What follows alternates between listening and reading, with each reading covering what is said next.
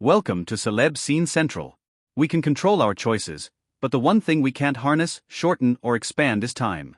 In We Live in Time, Tobias, Andrew Garfield, and Almut, Florence Pugh learn that the hard way in a love story that bounces back and forth over the course of several years as they navigate an injury-laden meet-cute, their careers, and Almut's cancer diagnosis.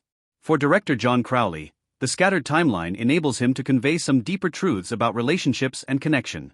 The non-linear aspect of the film gave it a degree of complexity and allowed us to skip around multiple different facets of the marriage in a way that felt like we could cover a huge amount of emotional tones and territory in a short space of time, he tells Entertainment Weekly. That also made what was already two meaty roles for two great actors even better because it is epic within a postcard size. Though we open on Almut and Tobias already partnered and with a young daughter, the film then jumps to the night they first met, when Almut hits Tobias, who's in search of a pen to sign his divorce papers, with her car.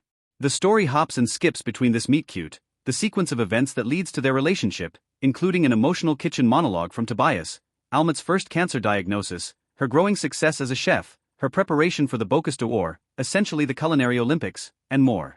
It was always the ambition to run 3 time frames against each other, one across a day, one across 6 months, and one across 5 years, and to, within that, hopefully capture the sense of what it feels like to be on the inside of a relationship, Crowley continues. We don't live our lives in a particularly linear way. If you think back on a relationship, it can often be shards of memories, some of which can be quite long and in-depth and can play like a one-act play, some of which might be a snapshot. It's about two people trying to create a life for themselves. What happens to the meaning of that when the time gets curtailed? Pugh, whose Almut is an ambitious chef and fiercely loving soul, finds the approach allowed her to give more weight to each scene, even if it wasn't all that different from shooting non-chronologically, as is the norm on most films. Every scene in a movie is specifically there for a reason, but when it's jumping around like this, every single snapshot that you're seeing in their life is a core memory, she says. It's the main event of what is going on. In that sense, I felt there was a reason for every single scene as to how it then made the rest of those eras within the 10 years fold into each other. It gave me a bit more attention to detail in every single moment. The different outcomes are in each scene, he explains. They're in the possibility of the choice made within each scene. You can see the different outcomes in the eyes of these two characters. In every single moment, every single conversation, every single decision, it feels like there's 1,000 different ways that this can go, and this is the choice.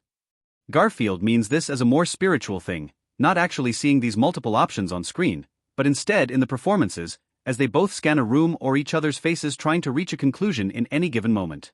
Crowley adds, what he's getting at is that life is contingent. It's really tiny choices which somebody makes, and they're not aware that it's anything to do with destiny. Your life is hanging by a thread, and maybe looking back it makes sense, but not going forward. For Garfield, the narrative structure also underscores the film's sense of fate. It was fun dealing with the cause and effect of each event, he reflects. There was something with the script that really appealed to me in the sense of the mystery of one's life and this invisible golden thread between all of these different events that are seemingly so disjointed, but amount to a support for the idea of destiny. Nick Payne, who wrote the screenplay, also penned the play Constellations, which similarly experiments with time in a relationship. That theater piece also introduces the concept of the multiverse and the notion that there are a million different possible choices and outcomes in any relationship. Crowley and his actors wanted instead to give a sense of a march toward the inevitable. Still, Garfield feels that all those possibilities play out in the palpable choices that are left unsaid. To craft an intense bond that is at times hilarious and others heartbreaking, the script requires exquisite chemistry between its two leads. For Garfield and Pugh, it wasn't so much about establishing a rapport or going out for meals together. It was more intangible than that. There was something very magical that happened straight away, Pugh gushes. We wanted to be great for each other, we wanted to meet each other, and we wanted to be there for each other. That just naturally evolved and got stronger and more knowledgeable each day, so by the end of the movie, it felt like we were saying goodbye to a whole world that we had created and a whole idea of what their lives were. Garfield adds that he looks for the same qualities in an acting partner as he does in real-life connections. It's that thing that you always hope for in a relationship with anyone in your life, he says. Whether it's a parent, a friend, a partner, there's some divine third thing that gets created together that is an energy. Maybe that is chemistry. These two souls meeting and the energy they bring dancing together in a way that is profound. They see themselves in each other. In some ways that was easy for Garfield to tap into as he has a very personal connection to the film's subject matter. He lost his mother to pancreatic cancer in 2019, and telling a story about two partners muddling through the fallout of a similar diagnosis brought that all bubbling to the surface. It was a gift, he says of the experience of making the movie. Grief is a gift. That's one of the beauties of this film. It frames grief as one of the only access points to true love. There's no way of experiencing connection to life until we understand and experience a connection to death. It's the reclamation of grief as a gift, as a reminder of knowing of how much you loved and how much you continue to love. All of the unexpressed love is what grief manifests. Garfield hopes his own experiences that he channels into Tobias will provide comfort to others.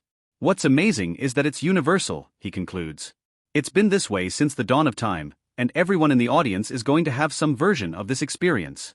That's reassuring to know that this unique pain that I feel is not that unique.